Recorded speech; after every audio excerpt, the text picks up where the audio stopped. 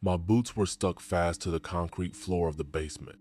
From the gray beams hung clumps of something, either cobwebs or torn insulation.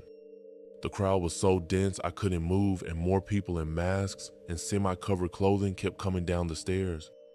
As a med student, I knew standing so close to the speakers was a sure way to lose my hearing. But I was just happy. It was my first real college party. A half-naked guy with black curls did a handstand, gripping a beer keg, and arched into a perfect pose. He drank so much beer that just the sight of it made me nauseous. Then he somersaulted into the screaming crowd. It was my roommate, Alex Johnson, and thanks to him, I was even there that night. The truth was, I never felt like I belonged in this elite university or even in this country. My parents moved to the US from Japan a couple of weeks after my 9th birthday. I was old enough to understand that I was leaving my home and friends forever, but still too young to see the changes as an opportunity. Everyone around me seemed so much louder and more aggressive. The food was either greasy or sickly sweet, and most of my classmates seemed to care less about studying. Every night, I prayed that my parents would change their minds and take me back. But their decision was final. In their view, my future was already mapped out. Finish American school, get into a top med school, and build a solid, high-paying career wherever I wanted. Didn't I see what they were sacrificing for this one chance? My classmates didn't get the pressure I was under, or why school was more important to me than parties. By my second year, I had resigned myself to a life without friends, and then Alex moved in. He didn't care that I was always buried in my books. He'd prop his feet up on the table and chat like I was listening. No matter how many times I refused, he kept inviting me out. I knew Alex didn't need a friend, he needed an audience, but even that kind of company was nice. Now, he was chugging a bottle of gin and smashing it over his own head for reasons only understandable in the land of Alex. I was amazed at how much alcohol he could consume. And that night, on the way back from the party, I finally asked him what his secret was. "It's a gift," Alex winked. Seeing I didn't get it, he stopped under a streetlight and stared at me. "You seriously don't know? Never heard of the giver?" It sounded like the start of a dumb joke, but Alex was dead serious. The wind blew dry, crunchy leaves down the empty night street as my neighbor began his tale. According to Alex's grandfather, the first in their family to attend our university, the legend of the giver was as old as the campus itself. He only appeared between midnight and dawn, and only to students struggling alone with some problem. Alex claimed he met the giver when he was puking into a trash can by the sports center. All he wanted was to be able to drink as much as he wanted without consequences. Feeling someone's presence, he turned around and saw a pair of polished black shoes. The stranger was silent for a long time, then said what Alex needed was in the top drawer of his desk. Later, he indeed found a small jar of tiny red pills there. All he had to do was swallow one before a night out, and that was it. No matter how much Alex drank, he was enveloped in a pleasant, consequence-free high. Putting the pieces together, I figured Alex had probably just stumbled upon a dealer, made it home in his blackout state, and filled in the memory gaps with his grandfather's tale. The only logical part was that, given the chance to wish for anything, Alex Johnson would naturally wish for a hangover cure. When I asked what the giver had demanded in return, Alex just squinted. "It's a gift, right? Gifts are supposed to be free." A couple of minutes later, he spotted some girls he knew, dashed across the street, and left me to walk back to the dorm alone. I wasn't offended. If I had his confidence, I'd have done the same. Wandering towards campus with my hands in my pockets, I thought about the giver. If he appeared to me now, what would I ask for?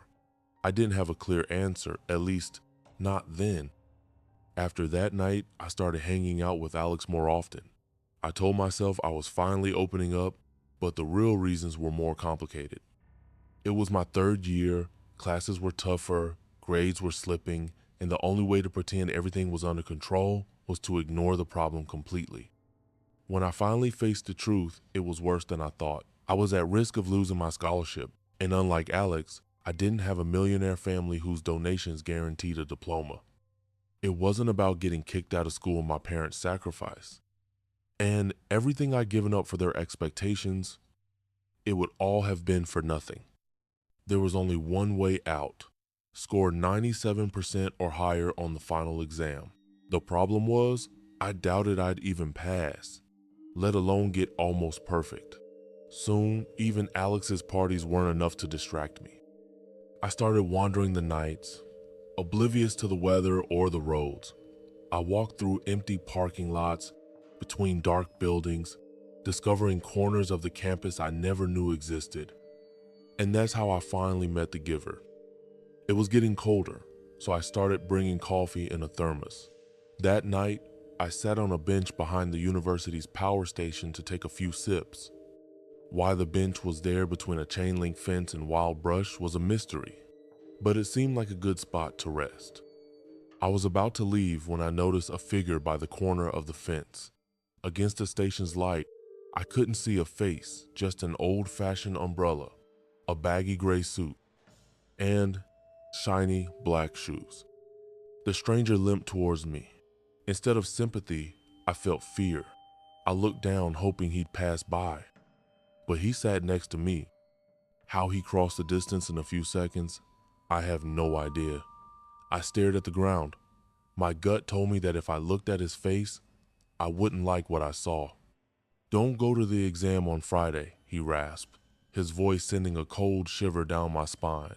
"Skip it, and you'll get the highest grade in the class. Guaranteed."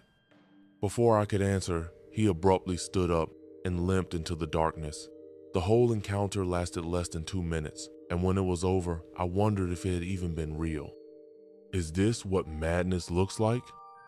There were 2 days left until the exam, and every minute I was torn about what to do. Half of me believed it was the giver, the other half thought it was just a stress-induced hallucination. At 4 in the morning on the day of the test, I groaned, turned over, and turned off the alarm. To hell with it, I thought. I'll fail anyway. Why not let the giver work his magic? I woke up 20 minutes before the exam started. Not knowing what to do, I went to the dining hall for breakfast. On the way, I ran into Alex. He scratched his head, seeing me. "Don't you have a test today?" I winked. "The giver will take care of it." Alex paled. I'd never seen him so serious.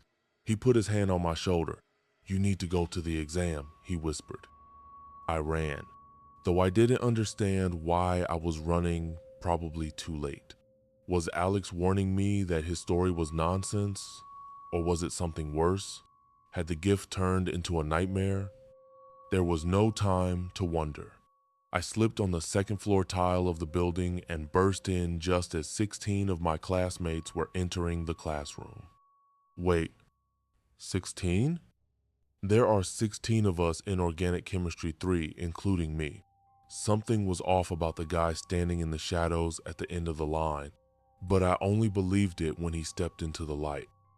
It was me, an exact copy. We met eyes, and his mouth stretched into a too-wide, wicked smile. I was speechless. The double entered the classroom. The door was locked. The test was starting. But the results suddenly didn't matter. I needed to find Alex. I needed to understand what was going on. Alex wasn't in the dining hall or the sports center, where he usually spent Friday mornings playing ping pong. I checked the dorm last, and by then, more than 2 hours had passed. The exam, for better or worse, was over. In the lobby, Lydia, the attendant, stood up as I approached the stairs. I saw her every Friday, but suddenly she needed to check my student ID. I took out my wallet, handed over my ID. She examined the card, squinting suspiciously.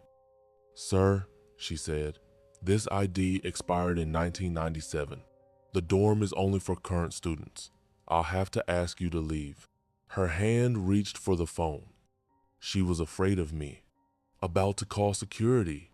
I backed away, trying to look harmless, and glanced at the document. I didn't recognize anything in it. Not the photo, not the birth date, not the address. And it wasn't just that. My hands were also unfamiliar tanned, hairy, bitten nails, a pale, worm-like scar I didn't remember. I rushed to the nearest public restroom on the first floor of the administration building. Even though I already had an idea of what I'd see in the mirror, the shock was so great that my legs gave way. Clutching the sink, I stared at the stranger's reflection. Who am I? And were Watha's taking my place? Nearby was a computer lab. Even if my appearance was stolen, I still had my logins, and I could find out who I had become. I entered the unfamiliar student ID details. Terrence Witt, born the 8th of July, 1976. Billing address, Nashville. I had my own theory related to the giver. I looked at Terrence's face, me new face on the worn ID. Terrence, poor guy. What gift did you want? The Witt family had left a number for information, and though the website hadn't been updated since the early 2000s, I figured I had nothing to lose. I was stunned to hear the phone picked up on the third ring. The elderly lady on the other end turned out to be Terrence's mother. She had kept the number all these years. I realized I needed to give her some information before asking questions. I quickly asked if her son had a small white scar on his left hand.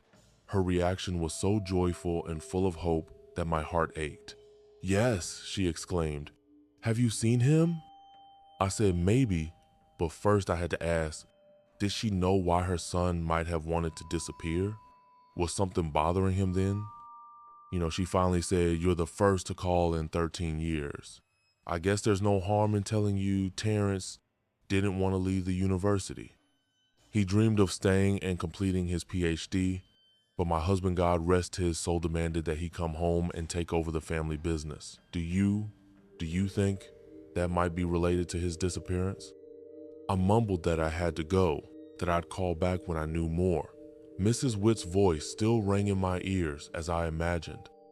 Terrence, disappointed, wandering through the library, late at night, almost empty, fluorescent lamps humming, the ugly gray carpet muffling footsteps. Someone coughs behind a bookshelf. A stranger's voice whispers through the gap between books. He promises Terrence that he can stay at the university if he follows a couple of simple instructions. Isn't that a wonderful gift? The security guard from the services building watched me through the class window. He said something into his radio and I hurried to the back exit.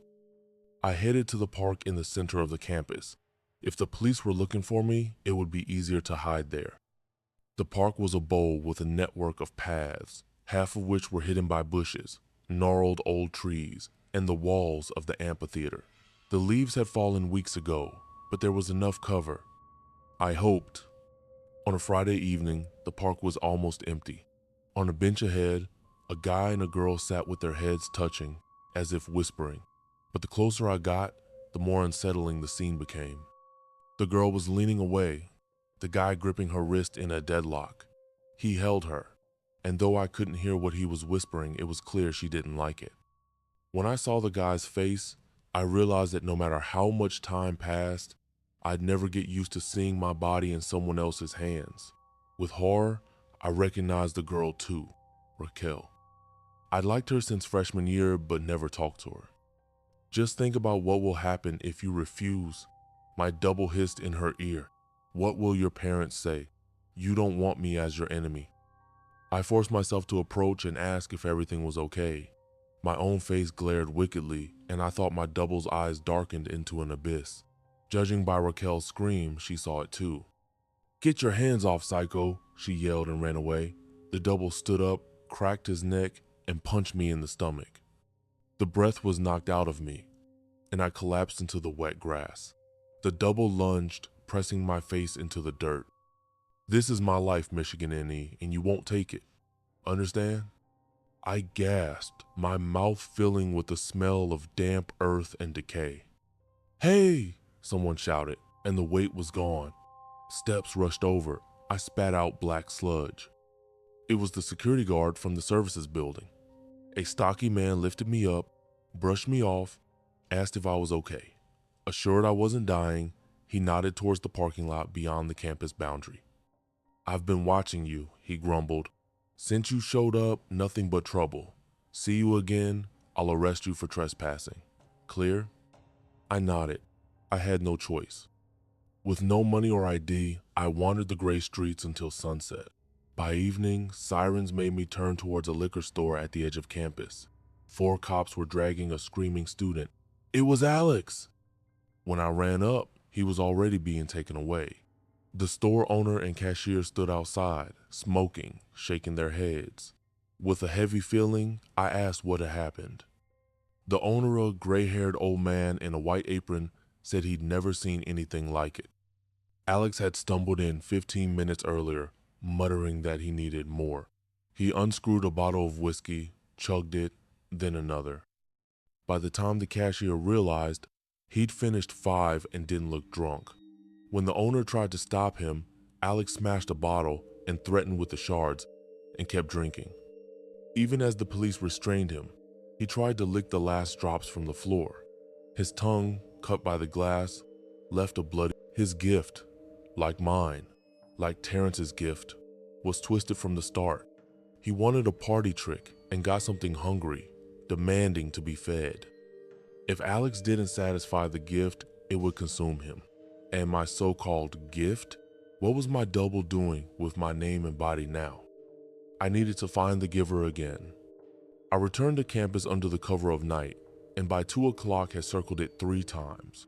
My legs ached, my eyes were heavy, and my breath came out in clouds. I was passing under the parking garage when I heard the tapping of an umbrella behind me. I turned slowly, and in the single yellow light, I saw the giver face to face. Where his eyes, nose, and ears should have been, there were empty hollows. His awkward movements I understood.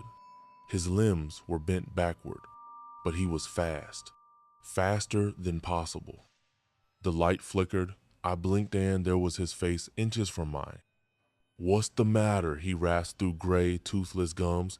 "Don't you like the gift?" I stifled a scream. The giver made a muffled, gurgling sound like a chuckle. "You can return it, you know. Just a favor in exchange." I forced my lips to move and asked what he wanted. "Oh, trifles. Kill me." I was stunned. "See the concrete brick?" he continued. "Smash my skull with it, again and again until nothing's left. Do it and the double will disappear. You'll be yourself again. Deal?"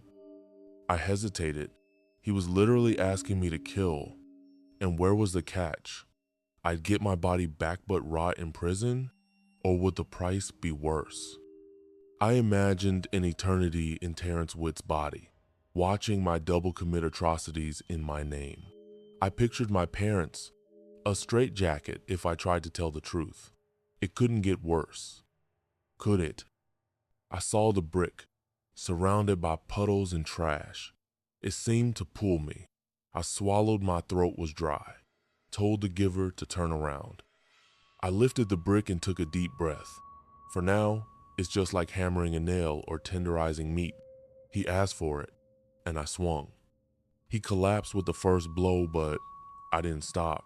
Closing my eyes, clenching my teeth, I hit until I had no strength left to lift the brick. The squelching sound made me open my eyes. The giver was laughing. And that wasn't all.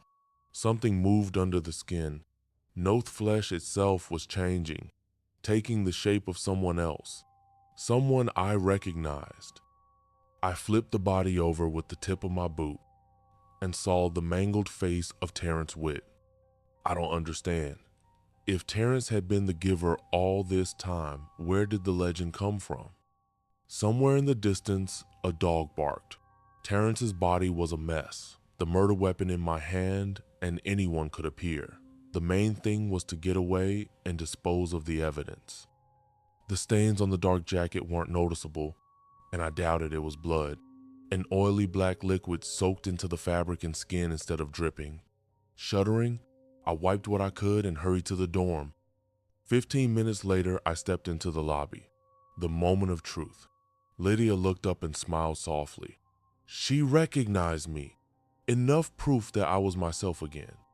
I threw the stained clothes on the floor of my room, wrapped them in a towel, and went to shower. The communal showers smelled of mold, chlorine, and too much cologne, but that night it felt like heaven. Under the hot water, I felt reborn. Tomorrow would be a new day. The nightmare was over. The certainty lasted until I returned to the dark room. The clothes I had thrown on the floor were gone. In their place lay a gray silk suit, a black umbrella, and a pair of polished shoes. I pressed my hand to my mouth. A tooth wobbled and fell out. I finally understood the deal I had made with Terrence, the same one he had made with the giver before him. It's only a matter of time. I feel my eyes sinking into their sockets, my elbows and knees bending the wrong way. On this campus, the giver had always been and always would be.